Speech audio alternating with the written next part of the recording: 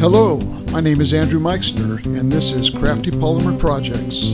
I mentioned in my first video how therapy after carpal tunnel surgery led me to working with polymer clay. The first thing I made was a sun head. I kept experimenting with different styles, but I really liked this layered version I was messing around with. I came up with a color pattern that I thought was a good blend, and the result was the sun head that we use as our logo. I made a bunch of these, gave a bunch away, sold a few, made different types of heads. I call them head hangers. We have close to 100 just hanging around the house. Most all of them have one thing in common. It's this tempered glass dome. I wrap it in aluminum foil for each head to make it easier to remove after baking. For the type of sun heads we're doing, I've made a few stencils and molds. The first is a 6 1/4 diameter ring. The inside measurement is around 4.5 inches. I use the outer part of the ring to mark, then cut a 6 1/4 inch circle of wax paper.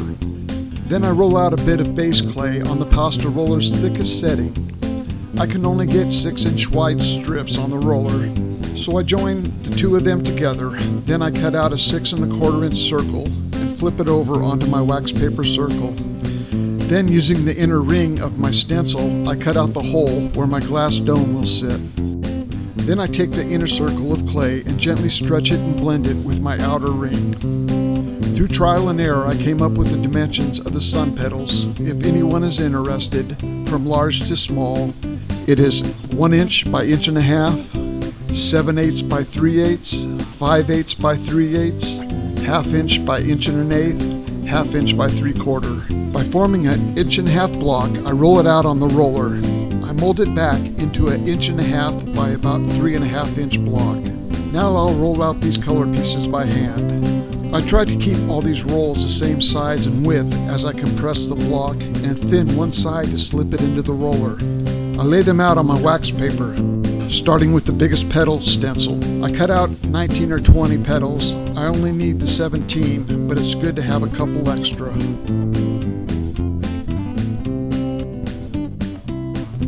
I have to tell you all about this clay extruder holder. It's actually a trailer hitch cap or insert in the shape of a frog wearing a crown.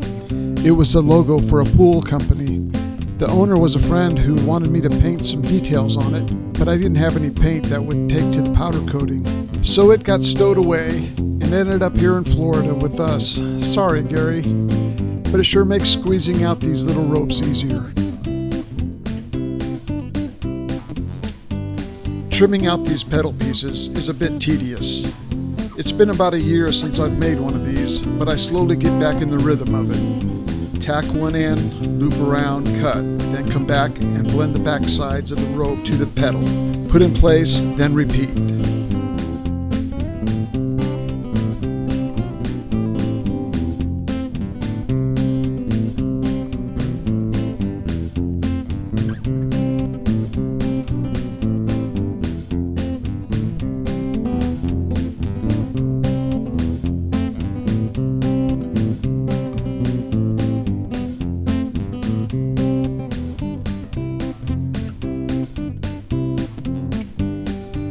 Then, using a 3.5 inch stencil, I cut, then place this yellow circle, then start my final layers of petals. The last color on these is the yellow circle clay, so I can blend the two together.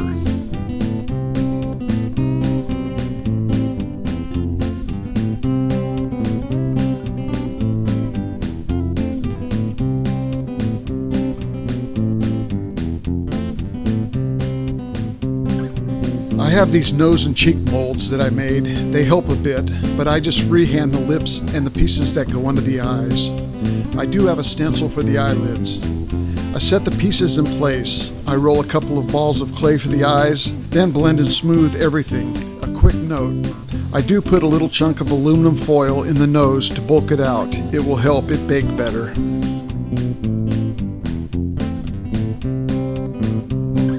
I use a little liquid Sculpey to attach these eyelid trim ropes. Then it's time to bake, 40 minutes at 275. I let it cool enough to touch, then gently remove the glass dome. I cut out a circle for the back using the 6 1/4 inch stencil. Then I make a little nest out of old shirts and towels to support and protect the face. Then using clear Gorilla Glue, I attach the back and weight it down and let it dry. I brush on a coat of Sculpey matte finish, put a 3/8 inch hole in the back, and she's ready to hang on the wall. But wait, what's this? It's a bonus sunhead. You get 2 for the price of 1. I've wanted to try this for a while, using liquid filigree molds to make a different style sunhead. I want this base to be a little thicker than the pasta roller can manage, so I roll it out by hand using a 1-inch piece of PVC pipe. I cut out this template, then marked and cut out the base clay piece.